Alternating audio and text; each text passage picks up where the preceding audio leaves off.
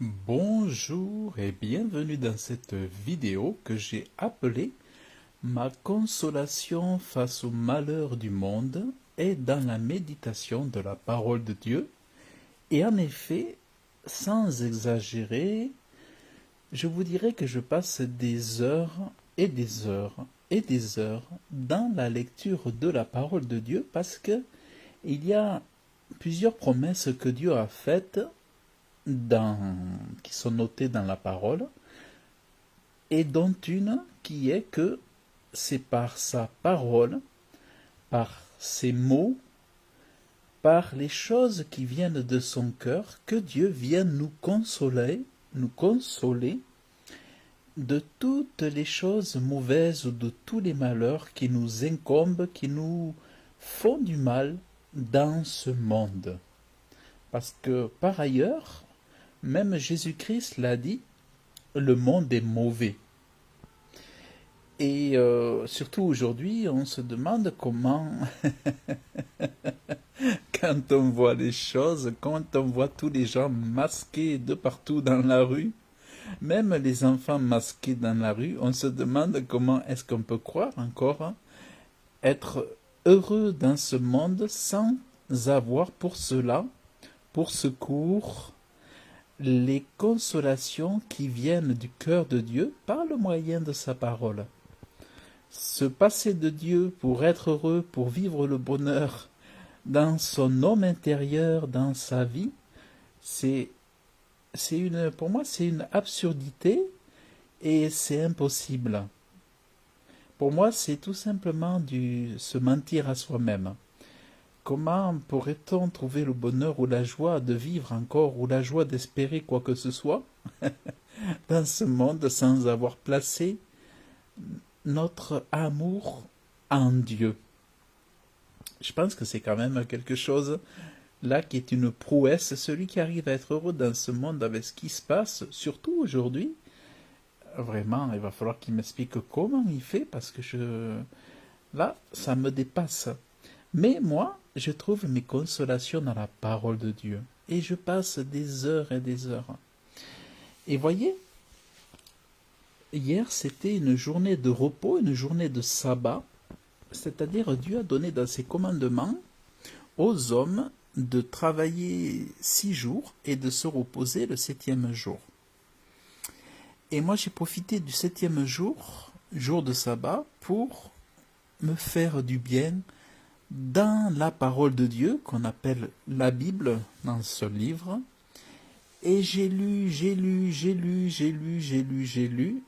et ça m'a fait du bien, et c'est toujours la même chose depuis plus de 10 ans.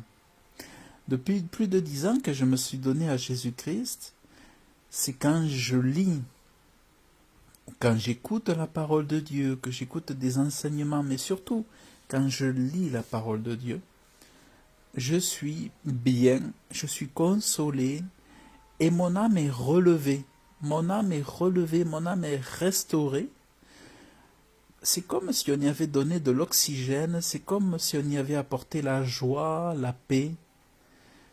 Et surtout, on y retrouve toujours plus l'amour de Dieu. Je dirais que plus une personne lit la parole de Dieu, plus elle va y trouver la foi, puisque la foi vient de ce qu'on entend, de ce qu'on lit. Et surtout, on y découvre Dieu. En lisant la parole de Dieu, vous y découvrez Dieu, vous découvrez le cœur de Dieu, vous apprenez à connaître son auteur, celui qui a inspiré toutes ces choses qui sont dans ce livre. Et voyez, j'ai lu hier, j'ai lu j'ai dû lire au moins pendant 3 heures hier. Et vous savez, la Bible n'est pas comme un roman, c'est pas aussi simple qu'un roman à lire.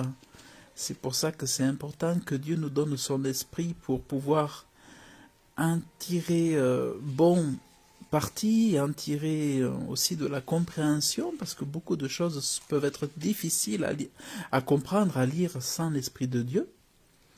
Mais quand vous avez l'esprit de Dieu, que Dieu vous fait grâce, eh bien, toutes ces choses sont une bénédiction pour votre âme, pour votre esprit, pour tout votre être.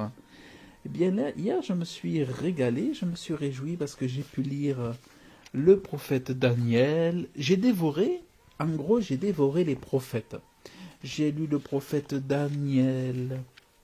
Après, j'ai lu... j'ai lu quoi? Après, j'ai lu le prophète... Alors, vous allez voir. Donc, j'ai lu le prophète Daniel. Après, j'ai lu le prophète Osée. J'ai lu le prophète Osée. J'ai découvert que Dieu disait de se méfier de la fornication, par exemple. Dieu disait que la fornication et le vin et le mout ôtent le sens. Et Dieu explique que l'esprit de fornication égare. C'est pour ça que des gens sont dans l'égarement à cause de la fornication. Après, il explique que ça crée aussi l'apostasie, vous voyez. Donc, dans chaque livre, j'ai pu apprendre des choses. On y voit l'insolence de la langue, le problème avec les gens qui sont orgueilleux, insolents avec leur langue.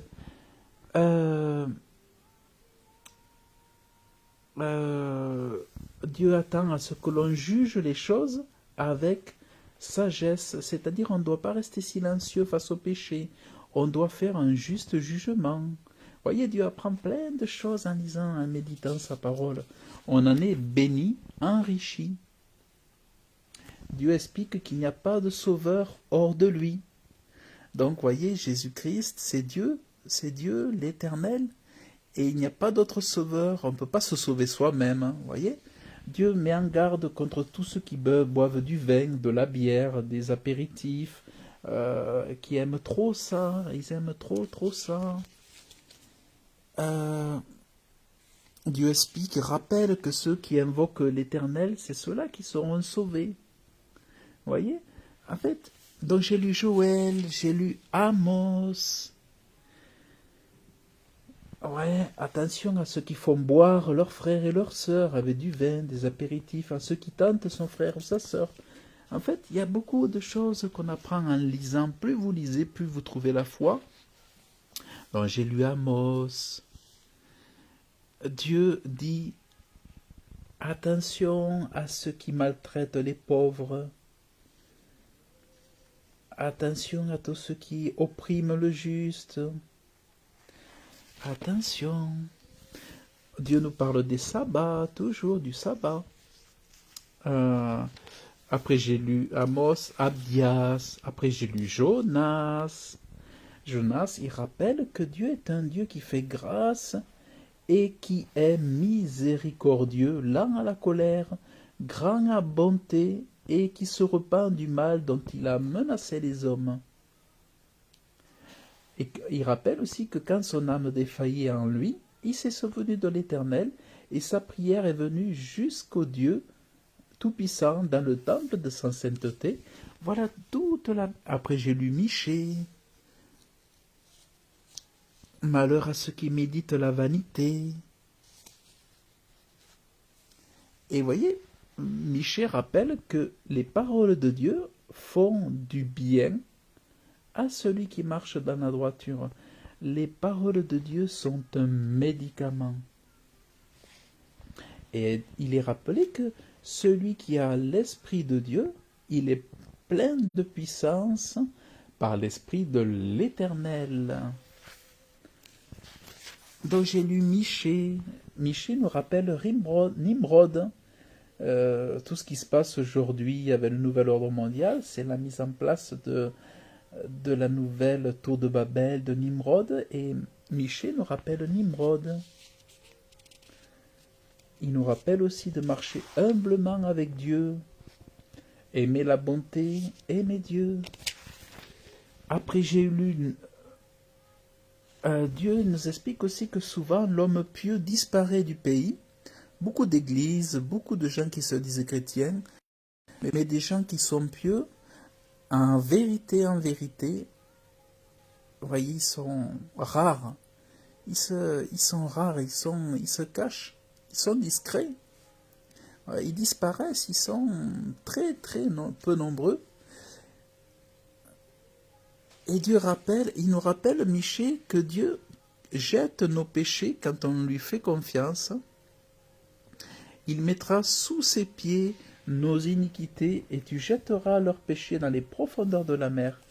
Après j'ai lu Nahum, après j'ai lu Habakkuk, après j'ai lu Sophonie.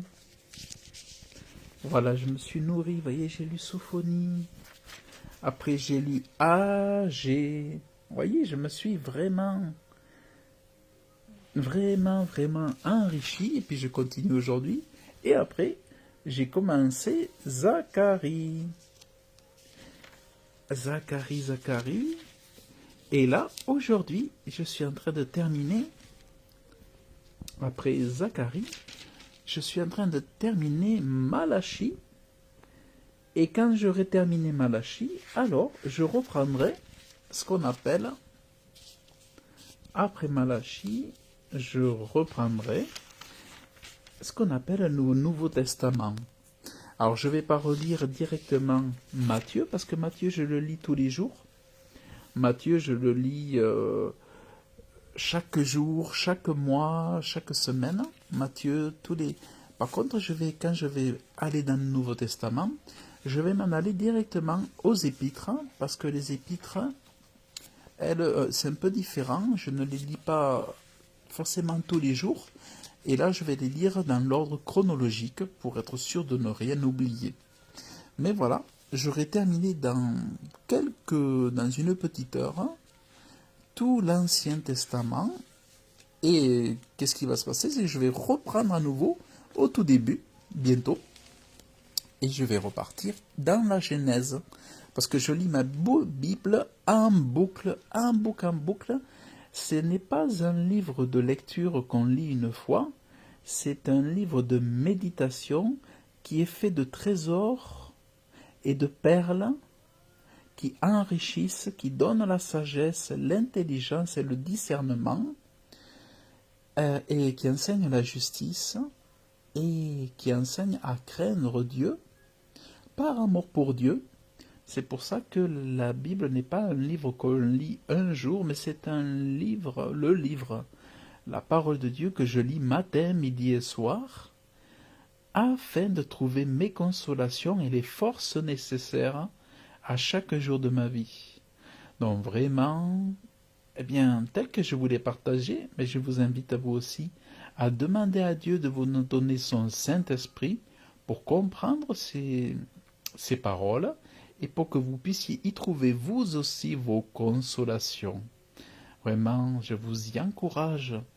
Donc, vous voyez, je suis ici et Dieu était en train de dire là, en train de me dire, un fils honore son père et un serviteur son maître.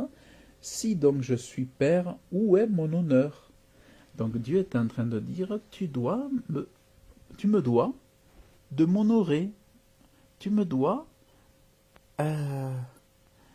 de te tenir bien devant moi pour honorer mon nom, pour honorer ma sainteté, car ce qui manifeste Dieu, c'est sa sainteté.